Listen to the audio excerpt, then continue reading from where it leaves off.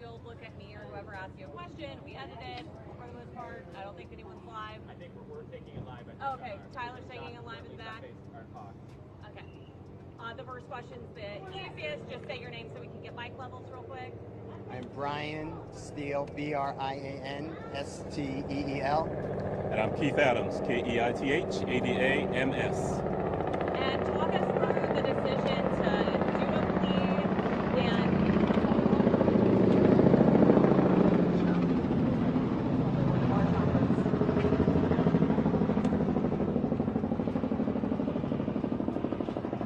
all right, if y'all don't mind talking us through the decision to make a plea and just how today ended up going and transpiring.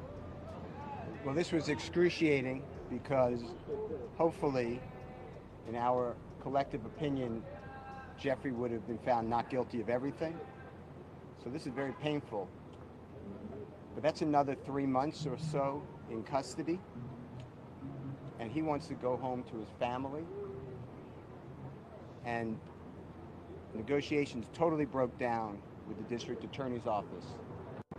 Horribly broke down. And at that point, we believe that justice would be found with the honorable court. And Jeffrey just wanted to go home. How agonizing it is to know that we've spent a year trying a case where the prosecutors have put on lies, knowing lies, hiding evidence, is insane in 2024 in the United States of America. And the only reason that this got revealed is because of you people. You people brought the truth to the community because nobody knows this. And this is not the only courtroom it's happening in. And I just want to thank all of you. I especially want to thank Jeffrey for letting me represent him. I think he's a wonderful person who does wonderful things and will continue to do things even greater. I cannot express to you how Shaquille Kokomo, how Trisha Renard, how Haley, how my wife Colette, how Bram,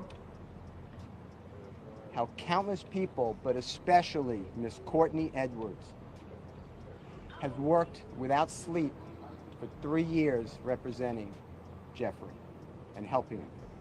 I will never be able to stand with anyone more ethical, honest, hardworking, insightful, intelligent, and kind than the Honorable Keith Adams. The gentleman to my left is the best lawyer in the country. Mr. Shield, do you think prosecutors negotiated in good faith at all during any of these negotiations? Why don't you let me take this one? Let me answer that. The short answer is no. This is a case that possibly could have been resolved if folks were reasonable. But we did not believe that we could enter into good faith negotiations with people who wanted a case resolved in a manner simply to save face. And Jeffrey Williams was not going to say things that they wrote for him, that they wanted him to say, that was their theory when it wasn't true. And so, good faith, no. I don't believe we were ever really negotiating in good faith. And you've been here the past year that this case has been on trial. You've seen the numerous motions for mistrial. You've seen the behavior of the state. You've seen the dishonesty. You've seen everything being hidden. You've seen things come out in court, in front of you. And so you know what kind of prosecution we were dealing with, and that's okay. You know, Mr. Steele and I have fought through this the past 2.5 years. And as he said, we ultimately decided we were going to put our faith in the court as opposed to the folks on the other side of the aisle. And, you know, the best thing out of all of this is that Jeffrey Williams, in a very short period of time, will be home. And that's all we've wanted from May 9th, when they went and picked him up and have held him in jail without a bond for the past 2.5 years. He'll be home shortly.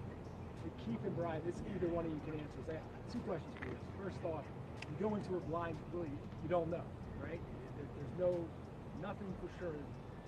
What was your emotions like when you guys went into that? I would imagine the conversation, can you kind of take us into the room before you went out into court, what the conversations were back and forth? Obviously, I know there's attorney-client privilege, but It's a big decision.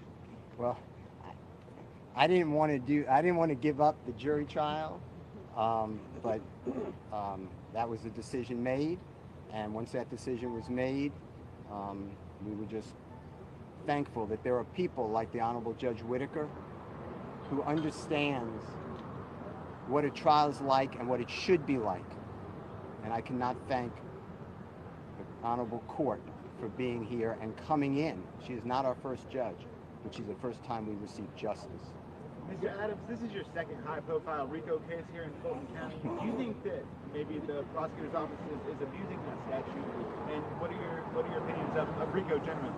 I have, for the 30-some-odd years that I've practiced law, always believed that if you, as a prosecutor, think that someone has committed a crime, you charge them with the crime, you put it in front of a jury, and then you do it fairly and let the chips fall where they may.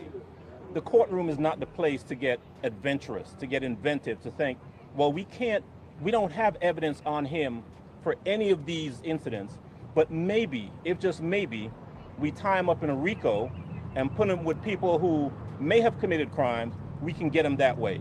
That's an abuse. And so, yes, for some strange reason, the Fulton County DA's office seems to be in love with RICO, and my honest opinion is that they're in love with it because it makes it easier for them to try and convict people that they otherwise could not convict. And that's what was happening here. We're fighting a mountain, reams of evidence, most of which didn't have anything to do with us. And so, is it an abuse? I think it is. There are better ways to, and I used to be a prosecutor, right? And I can tell you that there are better ways to prosecute cases than the way this case was prosecuted. You guys obviously rejected initially what the state was going to offer. What were some details you can give us? Because it sounds like from what you guys decided in court, I mean, it's still pretty stringent. There's a lot of different details, but what was the state asking for that you guys rejected? I'm not going to get into plea negotiations because they are privileged under statute, but it was outrageous. They would let him out of custody, but they would have a tether around him so tight that is unconscionable. And how are y'all feeling about what the sentencing is, especially with not being able to be in Metro Atlanta except for specific parameters, and how is Mr. Williams feeling about that decision? You know, we're okay with the sentence. There comes a time in any case, if a person is sentenced, that we're out of the courtroom, and now what happens to that person is entirely up to them. Jeffrey Williams is a fantastically talented man. He is a great person. He's become a great friend over the course of the last couple of years. And he has the ability, the incentive to go forth and do everything he needs to do to put this behind him. And we're confident that he will. One of the questions you asked a little earlier was, what was that feeling like, stepping into a courtroom to do what's called a blind plea, not knowing what's going to happen? You know, it's a scary feeling for all involved. There's probably no feeling quite like that other than sitting in a courtroom waiting for a jury to come out and tell you what your fate is. But we walked in there knowing that we were in front of a fair tribunal and being comfortable that the right thing was going to happen, and the right thing did. What do you think about your client just serving as a role model? Obviously, as part of the agreement, he's going to be participating in the community, doing events, things like that. Obviously, he has a huge reach for what he does for a living. I've known Jeffrey Williams. I've defended him for over a decade. I have been with him where we go to young children, children in need, children who are going down the wrong way. And he tells exactly what he's going to continue to say. He tells everybody, this is not a good life. We have to stop the generational disaster that is plaguing the community. And although right now I'm successful, I'm a product, but every one of you can get out. And he always stresses education. Jeffrey Williams is a great person, a great role model, and he will do even better now, hopefully, if you allow him and his words to get out. As far as how Jeffrey's feeling now, he knows my feelings, which I'm not going to reveal for attorney-client privilege, but This is not the same as a not guilty verdict. That should have been rang. But nobody here wakes up every day on a concrete floor that they're calling his bed, gets up at 4:15, gets shackled at his feet, his waist, and his hands, comes to the Fulton County Courthouse to be on concrete, eating out of a bag. Doritos is his meal of choice. And then coming to a courtroom and sit there with a leg chain on him every single day and hear lie after lie. So for Jeffrey go home today and not have another 90 days or 120 days of it, he is very happy, thankful to the honorable court. So to answer your question, this was not what I wanted. I don't believe that it is just, but I believe that under these circumstances, it is justice for Jeffrey Williams, and he is delighted, as are we, and thankful. Can I ask you, you were standing right next to him as he was addressing the judge. What seemed like a very sincere apology to her, or apology to the court and what happened, what has gone on. How did you feel standing next to him, knowing him for the last decade as a attorney for him, about what he was saying and what he was telling the judge? Jeffrey Williams is being truthful. That is his heartfelt feelings. He feels so bad for the loss of life, and he feels bad that people are taking his music or his social postings and making it into violence. That is all promotion. That is not a symbol of go hurt somebody. So I hope I've answered your question directly, but how I felt, I've heard that from Jeffrey over and over again. You called out a lot of challenges in this trial based on the prosecution's points. Do you have any message to, the co-counsel that for now is still on trial, or what's left of that? Oh my God, they are phenomenal lawyers, and I'm confident if you keep going, which I assume you will see some great lawyering. They don't need my help. And the truth is, they've been there with us for the past 2.5 years. They're aware of what they're up against. They are totally capable of handling it, and I presume we'll step in from time to time because, in this fight in the past 2.5 years, we've been together. So we needed something, they've been there to assist, and if they need something, we're happy to step right back in and assist. But they're great lawyers. Max Shard, Doug Weinstein, those gentlemen are in great hands. They'll be fine. I will say this, I think it is wrong, and it needs to be fixed, that an innocent man is arrested on May 9th of 2022, is denied bond, and has to plead guilty and nolo to get freedom after 2.5 years in custody. That should not happen. Nobody should be on trial. Jurors, think about what they're going through. Nobody should be on trial like this. And if Mr. Williams didn't have the resources, this never happens well for anybody. So I think it's an abuse, to answer the AJC's question. I think it's an abuse of the statute of RICO to do this to people. Is it fair to say you don't believe justice was served today? I believe that Mr. Williams is home, and I'm delighted. Justice would have been served on May 8th of 2022 if the grand jury no-billed his indictment. That would have been just. And it's wrong to be under investigation. He's been under investigation for 15 years. 15 years by task force of federal government and local government. Think about that. Think about your children doing that. And that's okay. If it's okay with you all, then we should really start moving to another country. I want to thank everybody so much for everything you do. I cannot thank you all, because without you guys, this just keeps rolling in injustice. It's got to end. The criminal justice system, the presumption of innocence, the Brady rules, the ethical rules, they have to survive. Otherwise, we all are victims of this. Anyone can sit in that seat next to Keith Adams. Thank you all so much. And no one sees it unless you guys do what you do. But I tell you what, there is a whole world of people out there who have watched this trial over the course of the past 2.5 years. The past year that we've actually been in the courtroom trying the case, who are much more educated to how things work, and unfortunately, sometimes how things don't work. Thank you guys. Thank you, everybody. Thank you. Right. Chef Steele. Brian.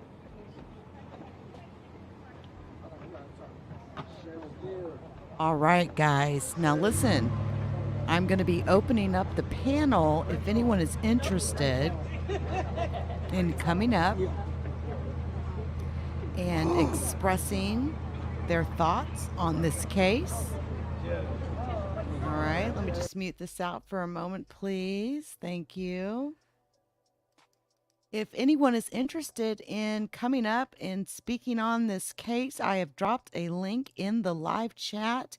It's available on YouTube, Twitch, Twitter, in the chat section, as well as YouTube. And you all are more than welcome to hit that StreamYard link right there. And if you want, you can come up and I'll have a brief conversation with you all. Shout out to Mr. Dennis Byron, who just gave me an exclusive interview.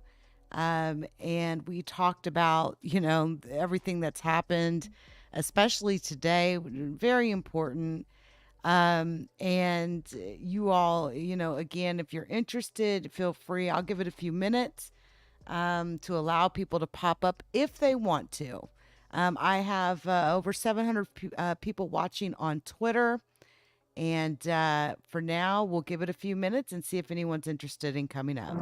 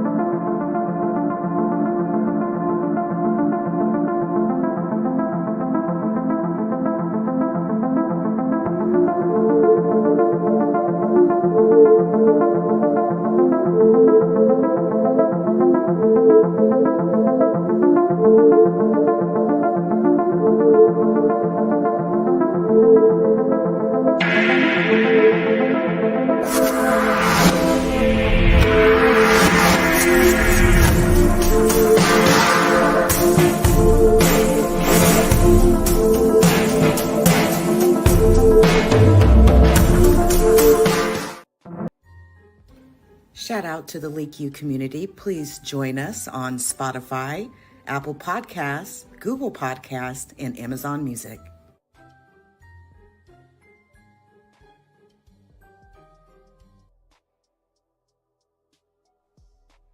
Please hit the like. Thank you. Shout out to the LeakYou community. Please join us on Spotify, Apple Podcasts, Google Podcasts, and Amazon Music.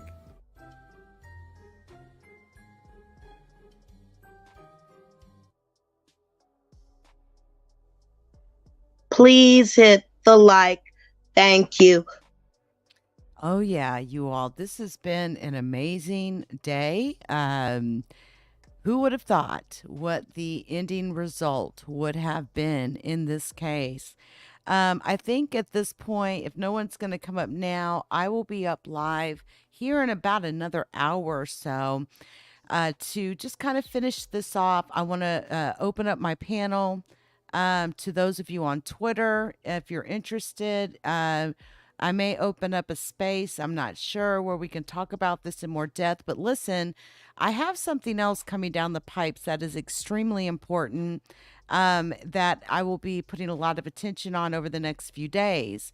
Shout out to Jon Stewart, who I've had on the platform before in regards to the alien interview video that was released very secretly back in the mid-90s.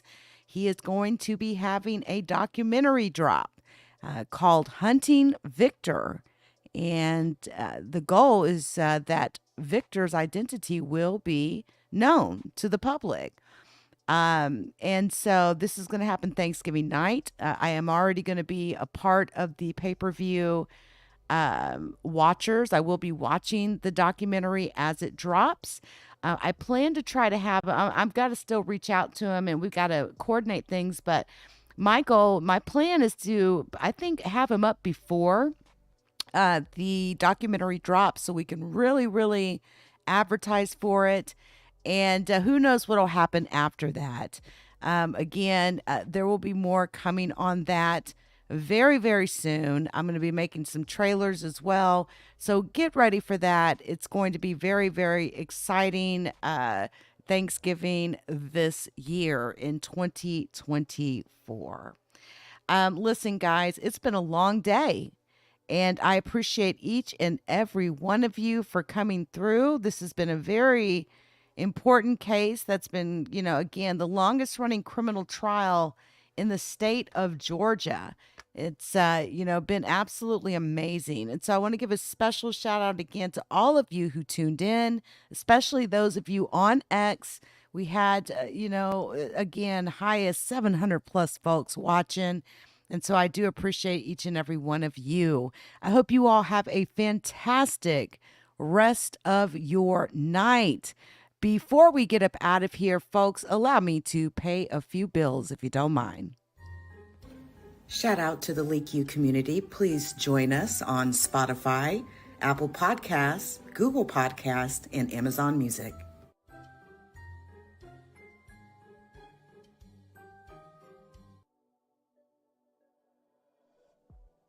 Please hit the like. Thank you.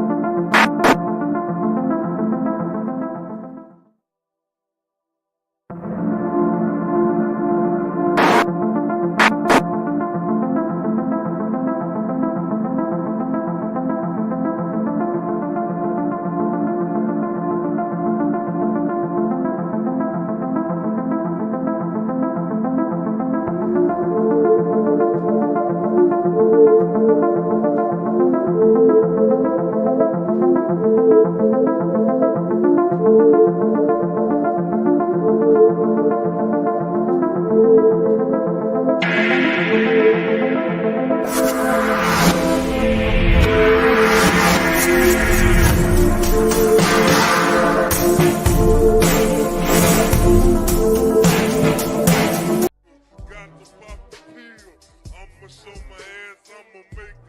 judgment sentence that you are an asshole. The trial is over. Thank you, everybody. Let's play a game. You have 10 seconds to take all your stuff and get out of my life. 10, 9, 8. God bless you, motherfucker. You're really smart, like really, really, really smart, like I am.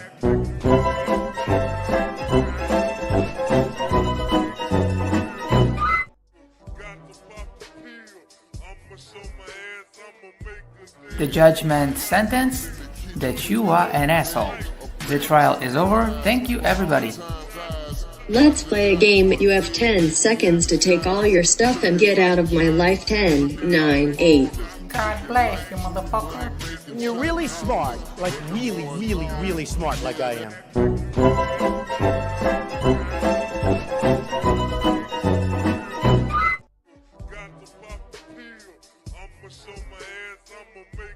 The judgment sentence that you are an asshole. The trial is over. Thank you, everybody. Let's play a game. You have 10 seconds to take all your stuff and get out of my life. 10, 9, 8. God bless you, motherfucker. You're really smart, like really, really, really smart, like I am.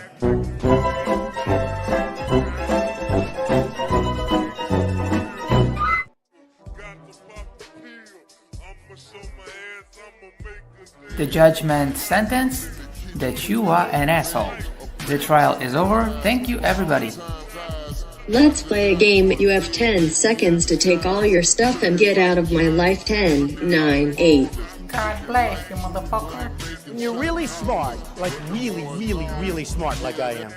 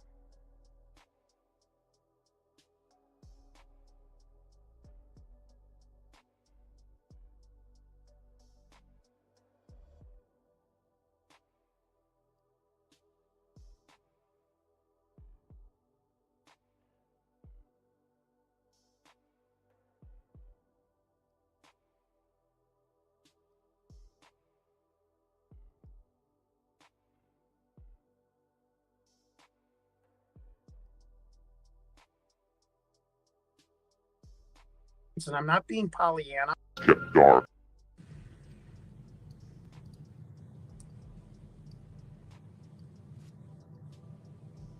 Good morning, good afternoon, good evening, everyone. Glad to be here tonight. And we're going to get started here very shortly, but we're going to start with a trailer so I can introduce you all. Sorry, we got audio feedback. I'm getting it together here.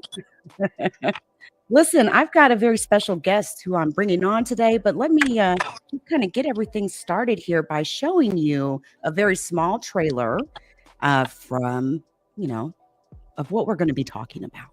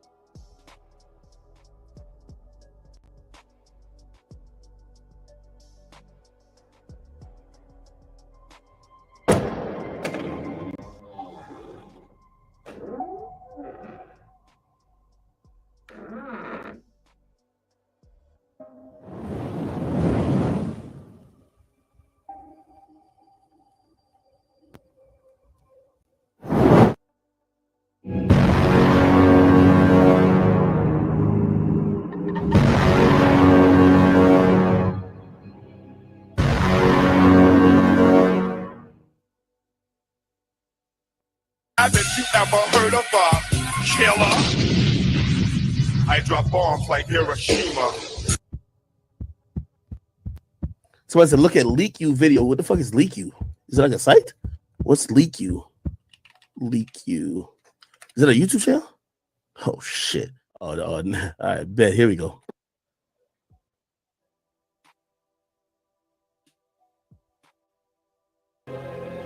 All right, we're looking at the interview suite at S4. It's kept dark for the comfort of the aliens. The figure who is just barely visible in the left foreground is the telepath, and behind the camera is a raked seating area for observers. Although in this case, I believe the only other person present was a military aide. The alien is seated behind a glass partition in a biocontainment area, which is maintained at biosafety level 2, the lowest designation. That's primarily for the protection of the aliens, not us. The theory is that if they were going to infect us with an alien bug, it would have happened 50 years ago. In fact, all the indications are the aliens eliminated microbial and viral life from their own ecosystem long ago. They aren't susceptible to our diseases directly, but it has been shown that microbes can reproduce and form colonies within their respiratory systems, which tends to exacerbate the debilities they seem to suffer anyway in our environment. In fact, you can see here the alien is beginning to flag. The interview was not going well. The telepath was trying to clarify some points from a previous interview, but he wasn't receiving coherent response. Please hit the like. Thank you.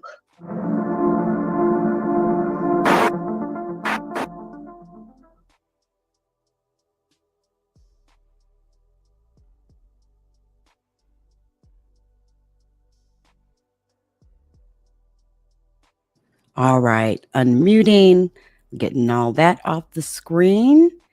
And welcome, Jon Stewart, to the show tonight. Sorry we were running a little late here. Seems like technical issues abound or what. The worldwide alien hunter can't make too much. You sound gives everyone out there a lot of confidence in me. Oh yeah, absolutely. Let me tell everyone about Jon. I was introduced to Jon from Project episode I just seen on Project Camelot. Thanks to a LeakYou subscriber, a member of the LeakYou community. And she told me about the show. I watched it. I was blown away. So I'm going to tell you off the cuff, I'm not even going to ask a lot of questions because I just feel that energy. And just know that. I want to hear everything that you have to say. But to introduce Jon Stewart to everybody, former pro wrestler, candidate for Illinois governor, has had a 15-year journey of discovering the truth of this 1997 Victor whistleblower's film of this Area 51 alien interview, right? And I'm very interested in the professional wrestler aspect of it, but also candidate for both United States House of Representatives and most recently Libertarian candidate for Illinois governor. And you've been on national media like O'Reilly, Hannity, CNN, and even the New York Times. And I like the fact that you're into the UFO community and cryptozoology, which is another really great topic that I absolutely love. So it's really great to have you here today. So tell us about this investigation that you've been working on with this alien interview. I mean, I'll let you just take it away. Sure. Thank you so much. I received, and I know people say this, I received thousands of emails a day as a UFO researcher. Anyway, I don't believe that. But I received like 5 or 6 emails today from your show that were so nice and so genuine. I'm a sensitive guy. I wear my heart on my sleeve. These people were so kind in their comments. And I just want to say to Carrie and to the people that emailed me, thank you so much. It really means a lot. You know, you're out here, you know, with your tail in the wind and you're in no man's land. So, and when people write you, it's over. To me, it's a little overwhelming, and I appreciate it. And getting to the larger point, thank you for having me on LeakYou. Absolutely, a great show. I've seen it before, and anyone that helps me get this. Just get the message out that, you know, this investigation is not about Jon Stewart. It's not about the United States government. It's about the citizens of the United States. And I'm not being Pollyanna. I'm not doing a campaign whistle stop. You know, this is about a crossroad in America where people, you know, the time for the cloak and dagger and the darkness of government that kind of started in Vietnam and the Nixon administration. Guys, it's over. You know, we need to move on. We really do. Disclosures here, because I don't think that, in my opinion, that the world is in any imminent doom, because you know, for hundreds of thousands of years, other beings have traversed the skies and the galaxy to come to this beautiful planet. So, you know, my investigation has had humor. I hope to inject some of that here today. And I like to just, you know, just start. I just want people to, you know, I have some caveats, and I say this is what you're about to hear is what has been told to me, what I have read, what I have discovered. And yes, some things that I was told and read were exciting at the moment, but I was a true investigative journalist. I vetted all of my sources, 3-4 levels of vetting to make sure that when I do speak about things, at least I've given it the all-American try. Mm-hmm. You know, I still, you know, I'm not saying I know 100% of the truth. I don't have the alien in my basement in formaldehyde, you know, most, you know, and I hope people can respect the fact that I'm a 56-year-old middle-aged grandfather, semi-retired businessman, and I stepped up to the plate to break into the most high-tech facility ever designed and built known to man, to do it 30 years in the past, where 90% of my witnesses were dead. Yes. So, and remodel a kitchen and buy a black Labrador puppy. And I mean, that's amazing. You know, my wife and I aren't the sharpest pencils in the drawers. So to take amazing. But we did. So little, and I just want to before I begin with my investigation, because there's somebody else out there that's the only true Victor investigation. I just want to let you know, you know what I went through. I interviewed 43 experts, Now that's many times. That's contacting them. That sometimes is waiting 5, 6, 7 months, a year to finally speak to them. I've sent over Wow. 287 emails. I've traveled to 7 states in America: Havana, Cuba, London, Oxford.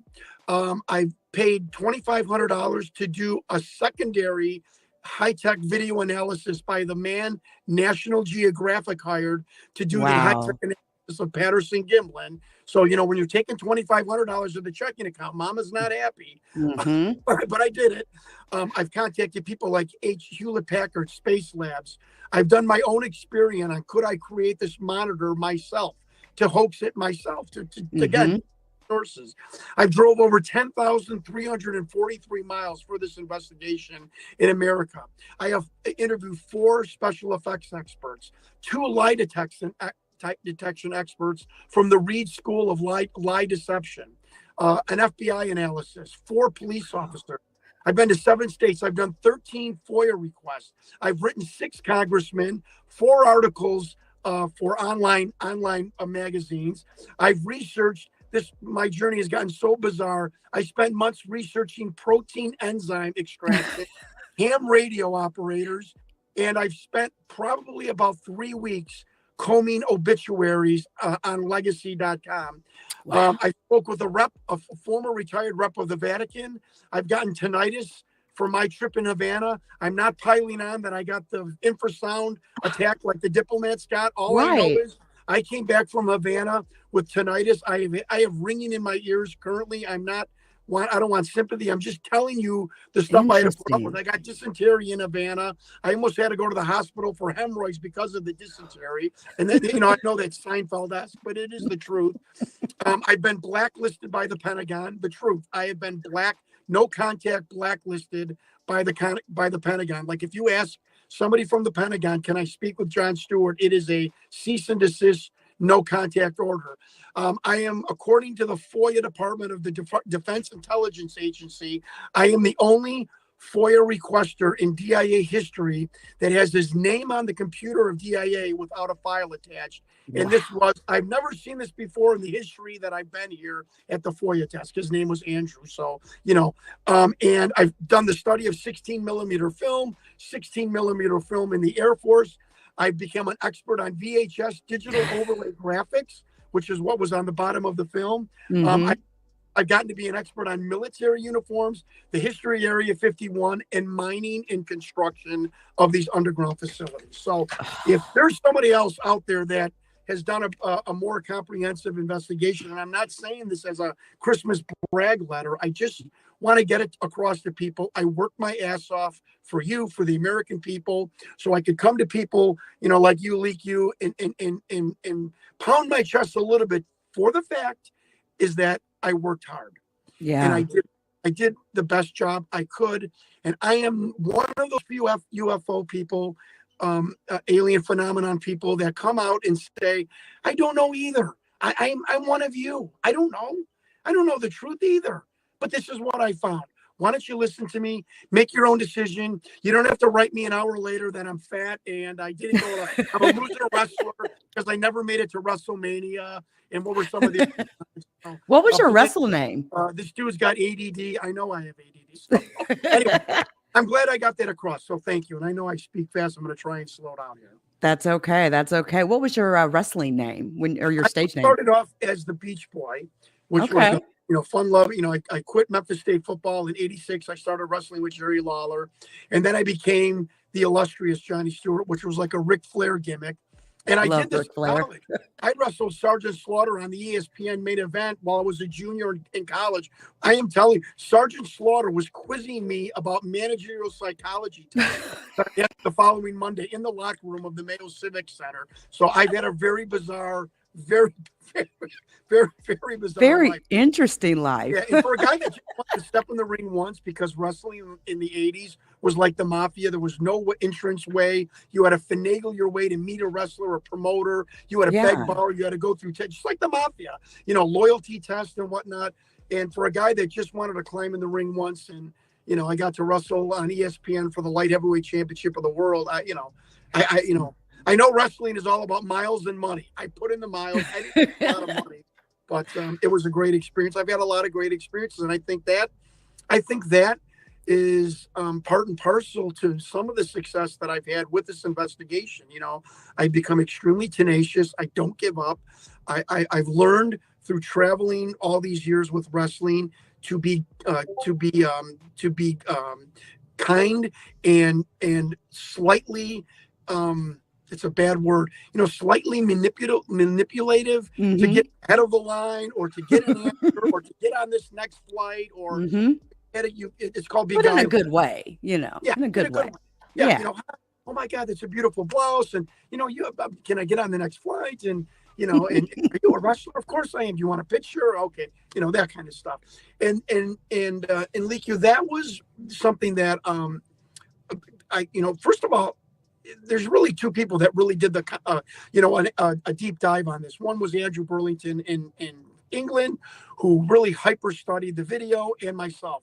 There's been no one else, and that really pissed Victor off when he came back in the second documentary. But why I think I've been successful where some people have failed maybe or didn't come up to par with the alien interview or other videos or other, you know, things that people have investigated is that I never came at any of the 43 experts and whistleblowers that came to me with gotcha questions. I asked a question. I sat there. I listened. I took it at their speed. You know, a lot of times I was tested for weeks and months to see if I was ready to receive any kind of information, and that patience level, which I never had, I gathered, and I would just, you know, I tried to be a nice person and sincere, and I think that really was the linchpin that helped me be a lot successful in finding out so much information about this video and about Victor and about the government's alien interrogation and retention program. Alien, say that word again? Yeah, so let's start with the first bombshell. The official designation set forth by the Defense Intelligence Agency, what I was told. Now, don't be mad at me, LeakYou. I'm going to say that a lot because we have keyboard warriors that are just what I was told.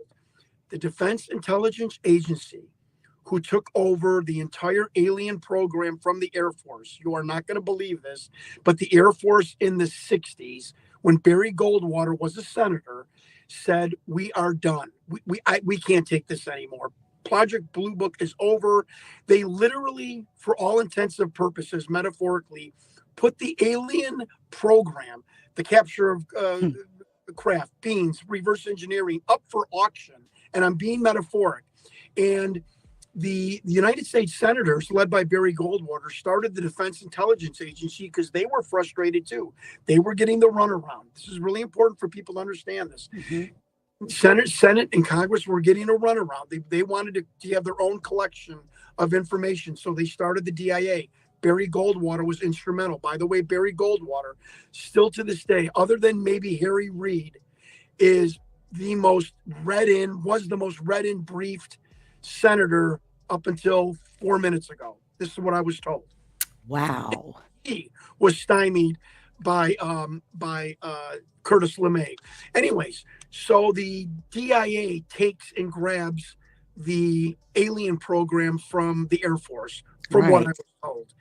And their official designation of what you see on this video is called the Alien Retention and Interrogation Program. That is verbatim from a DIA report. The Alien Retention, which is obviously the capture, which is a specialized Air Force unit, by the way, that does that, and retention.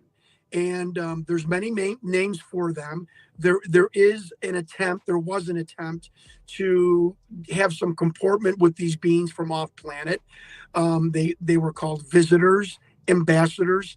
The interview suite that Victor talks about with this alien creature, which you showed and we'll talk about, was actually called the Ambassador Suite. And Sean Morton actually found that out. Sean Morton has been a very instrumental part of just being my coach and, you know, pointing me, you know, like, because he's had an in-depth interview with the Navy SEAL Sentry, who was down at S4. Anyway, Right. so that's the official designation. The housing complex is called the Alien Housing Complex. And the next bombshell is that this S4, it's like this really cool name that everybody throws around.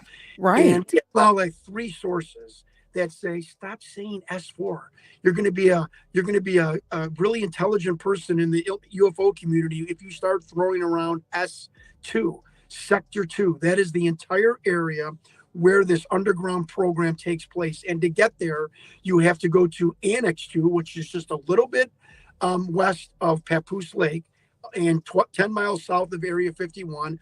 And it's Annex 2 is the building that you enter. You drive down the ramp. They hook up an exhaust hose to your car's exhaust pipe.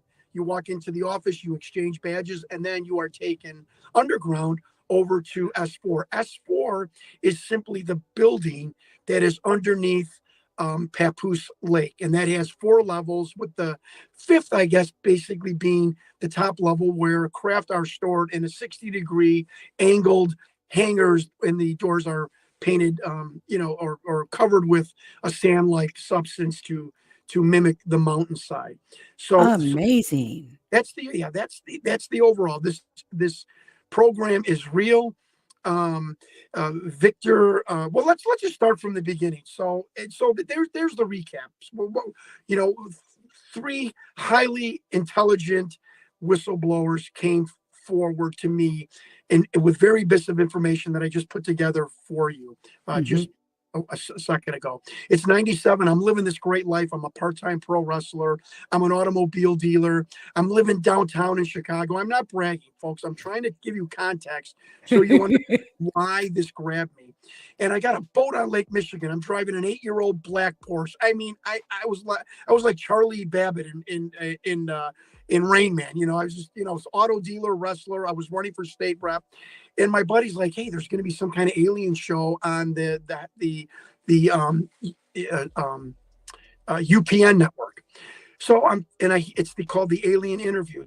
LeakYou, forgive me. This is my George Costanza and me. I'm thinking Alien Interview. I'm going to see a humanoid-looking person at the Pentagon with a clipboard trying to get a job interview. I really didn't know. I've got my chips.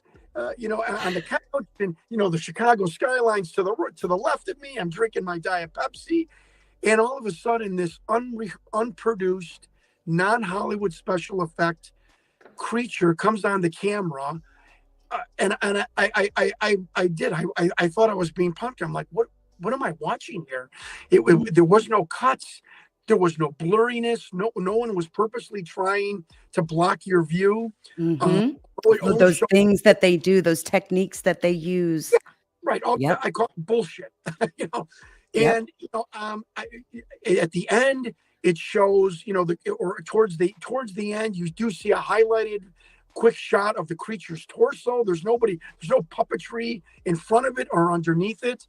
And my first instinct is this. And again, folks, just work with me here. If you're going to hoax an alien video of a gray alien, why do you make it terracotta, or as Linda Howe calls it, peanut butter color? Why is this thing gray? If you're going to hoax me, make it gray. If you're going to have a hoax gray alien, why does it not have almond eyes? Special effects people have told me that's an easier hoax than a round eye because of the nature of the servos or however you would move the skin. So you initially put out a video of a gray alien that's brown with round eyes. I would say you're an idiot producer to start with, and you're wasting, whoever is hosting this video.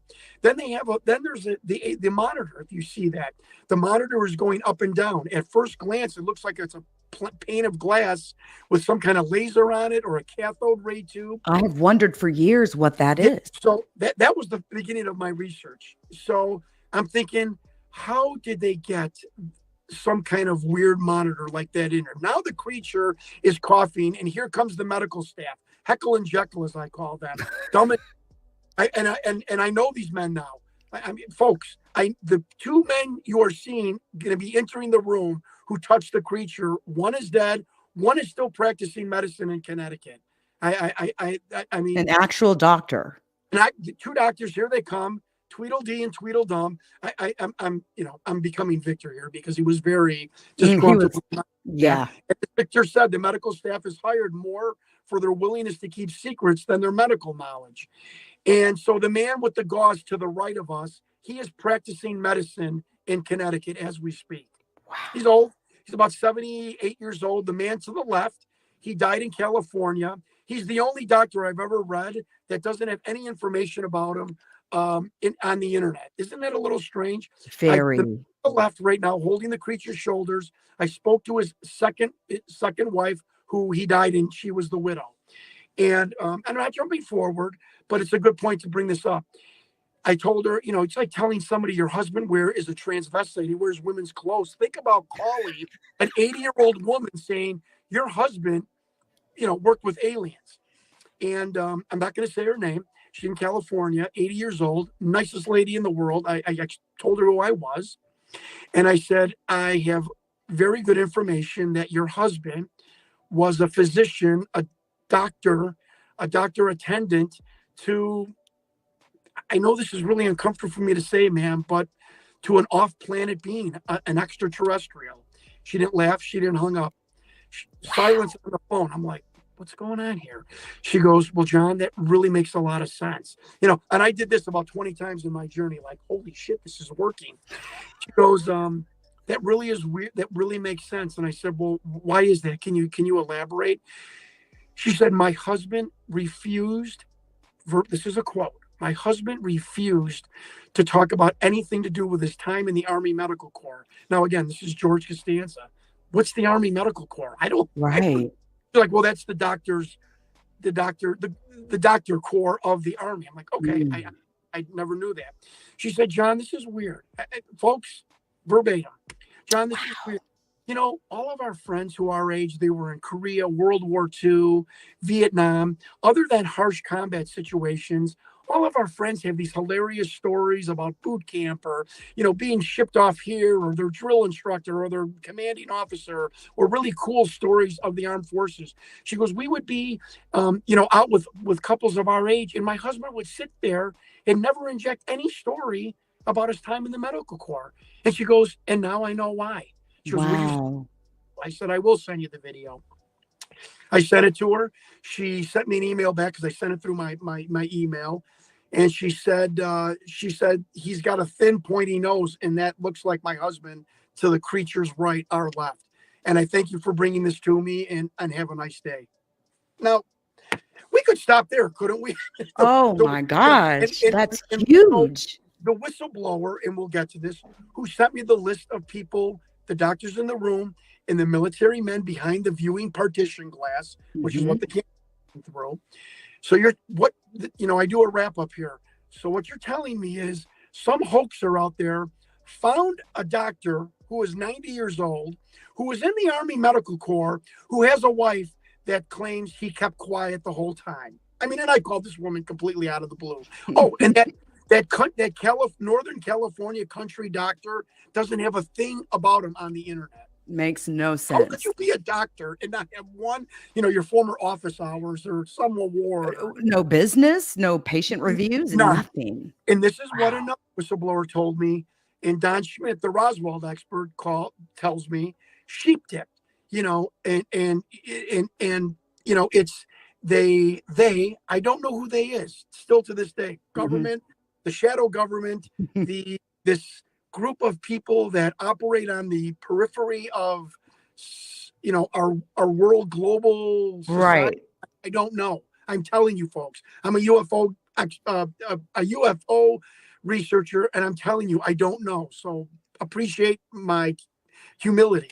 Oh, we do. And I'm not. I just want to get that across. So a hoaxer found this old lady to tell me that her husband is mums on his experience. And it made sense to her. Yeah. So that was 97. It's 99. I'm running for Congress. I dropped out of what the New York Times called the dirtiest congressional race in United States history. There was 11 candidates, and we did everything except autopsy each other's loved ones. It was horrific. My wife's like, you are dropping out. You have no chance of winning. So I end up endorsing a man that became congressman and a U.S. senator. He's now retired. He brings in John McCain. Folks, I'm just telling you like it is. He brings in John McCain. We do a bus tour of the district at the end of the campaign cycle for the primary or for the general election. So I take a picture with John McCain after his speech. We're about to get back on the bus, and I stop him right before the hallway. I have a picture of this in my home. I said, Senator, I just want to let you know my father worked on was a hydraulics mechanic on F9s in tactical fighter training in Corpus Christi. And he's like, oh, I took my course. I took the fighter jet training in Pensacola. He goes, oh, that's great. And Dad must be a real cool guy. I said, before we get on the bus, Senator, what is the Department of Naval Intelligence? And folks, this is what Victor tells us is on the bottom of the screen of the film DNI, David November Igloo. And Victor says this is for the Department of Naval Intelligence. Now I'm asking, I think it's right under. Okay. So, yep, DNI right there. Here is LeakYou. Here's the idiot hoaxer number 3. This is you and I are hoaxing this video. So we've hired Phil, the producer. Phil puts an acronym on the bottom of the film of a military organization that doesn't exist. It didn't exist in 91. You Google it, all you get is the Office of Naval Intelligence.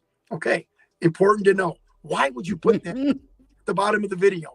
I got to be an expert in digital overlay graphics. That costs like $3,000 to put that in acronym, burn it, it's called, onto that. Right.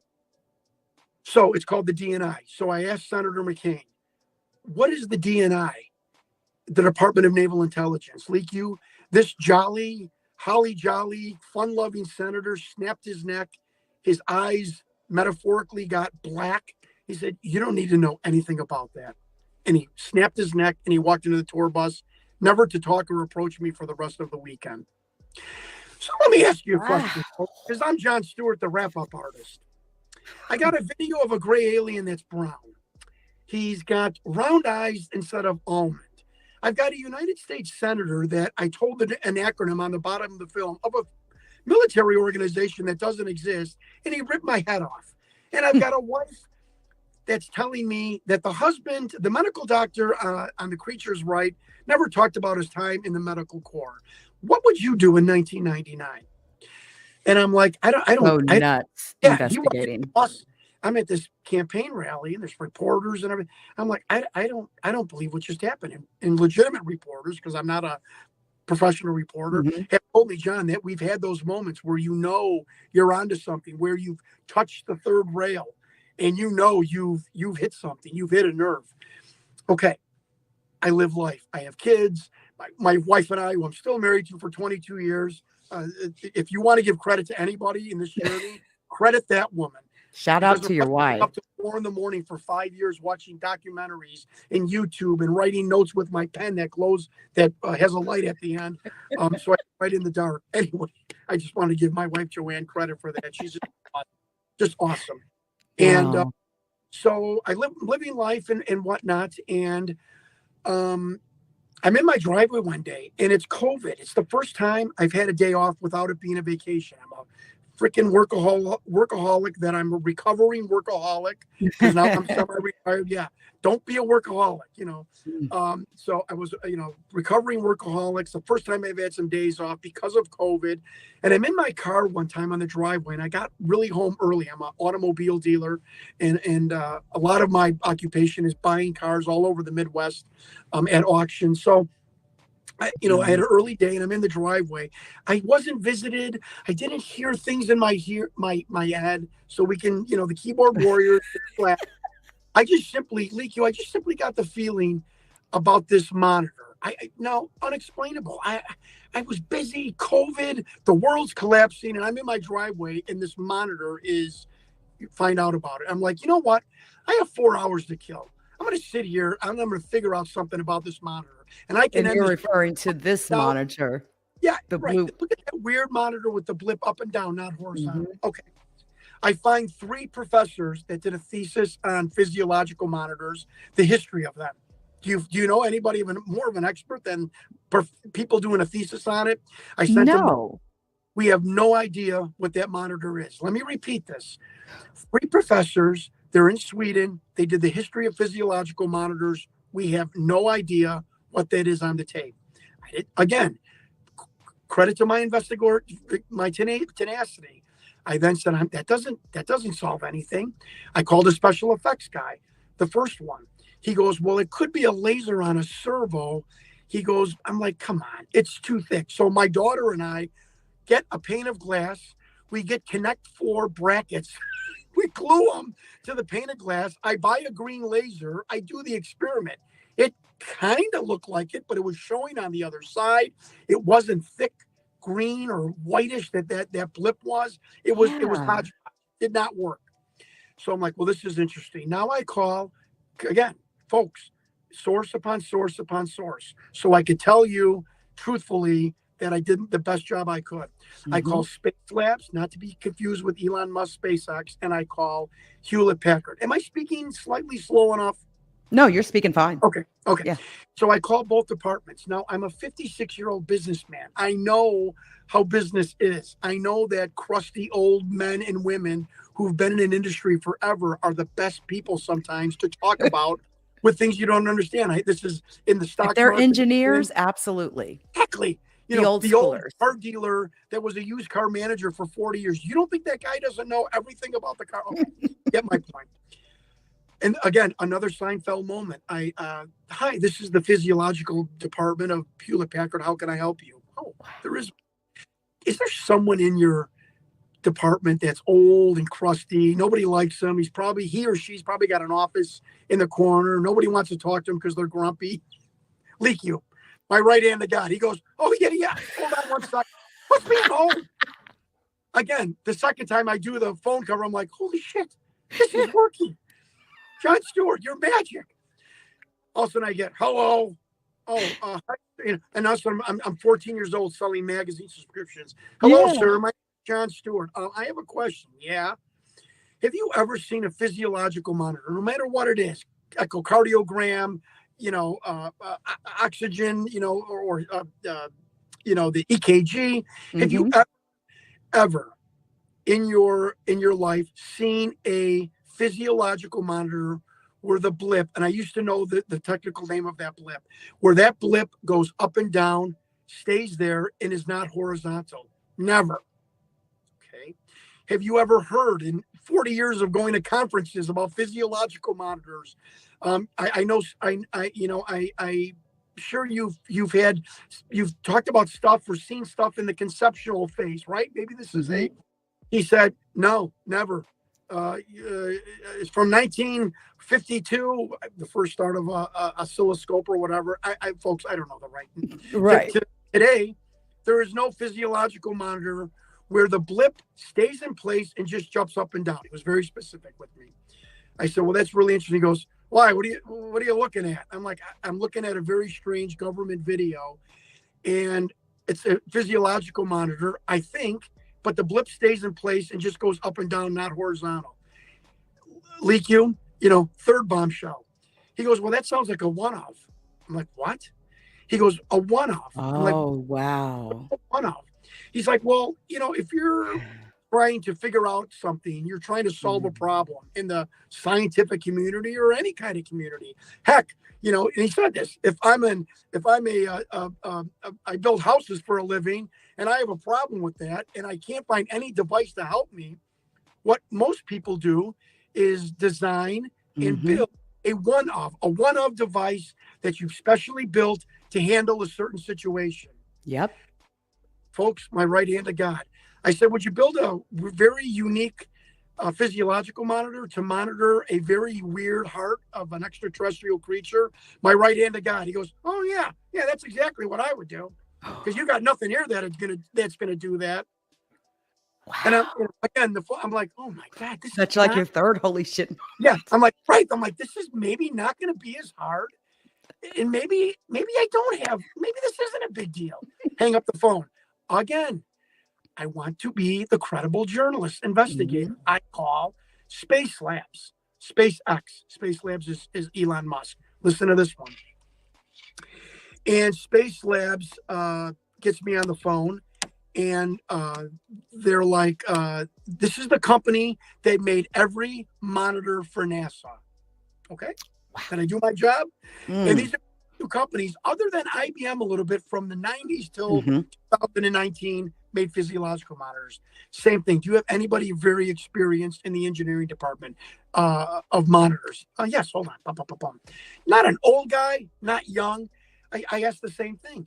He said, well, a cathode ray tube could not do that bouncing. And he said, man, I've been doing this for 30 years. I've never heard or seen of that at any point in my life. He goes, dude, you got a pen and paper with you? I'm like, yeah. He goes, take down this number. He gave me the name of a Spanish guy. He is a salesman of physiological monitors. Oh, wow. Call him. Tell Mario that I'm sending. Okay. Mario, hi. My name is Jon Stewart. I'm an investigator and blah, blah, blah. Mario, how long have you been selling physiological monitors? Oh, man, since like 1969 or whatever he said. Said, Mario, have you ever heard or seen a monitor where the blip goes up and down? And folks, I'm coming to the end of the monitor, but this is the thrust of my investigation. And he said, no. I said, have you ever seen it at a trade show? Have you heard about it in the wind with other guys when you're having a beer, all your other salesmen? He's like, no, the monitor, the blip always goes horizontally across the screen. Boom, hang up the phone. I'm like, okay. I'm in my car now, and I'm like, wait a minute. United States Senator snaps my head off. I've got a video that isn't Hollywood produced. They're not trying to hide anything. I've got a widow that says her husband was creepy, mysterious, never talked about anything to do with his occupation. And I have a team of PhDs and 2 physiological monitor engineers from the only companies that made physiological monitors. Everybody telling me we don't know what you're looking at. And that has not been manufactured. Okay? Wow. You can say they're all lying. It's the grand hoax of Jon Stewart, whatever. I'm telling you what happened. So now this is 19. Now I'm like, oh, wow. Okay. So I'm sitting there and I'm like, again, I've got to break into a now I'm going on a deep dive. Yeah. I'm tenacious. I said, now I got to break into a facility 30 years in the past. It's the most high-tech, secure facility in the planet. And I'm probably thinking that 95% of my witnesses, I found out correctly, yes, are dead. Yeah. But I'm going to give it the try. So park, it's a great, cute little story that should be part of a movie. I'm on the park bench and my black lab is flushing bushes, trying to get birds to scare up or squirrels and everything. You know, again, folks, I know a lot of people haven't heard of me because I've not been an investigator in the forefront of ufology. I'm Bob Lazar in 1989. So I'm like, well, how? I don't know anybody. I don't have any names. I don't have numbers. I mean, maybe I can write some names down from documentaries. And I'm watching my dog and I'm like, wait a minute, bird dogging.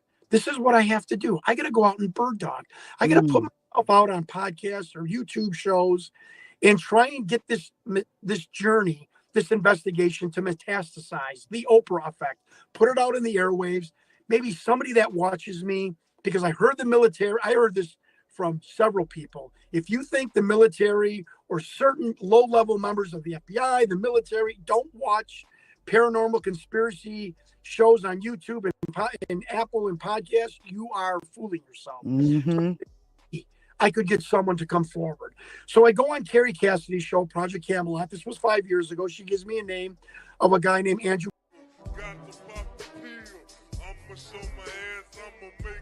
The judgment sentence that you are an asshole. The trial is over. Thank you, everybody. Let's play a game. You have 10 seconds to take all your stuff and get out of my life. 10, 9, 8. God bless you, motherfucker. You're really smart. Like really, really, really smart like I am.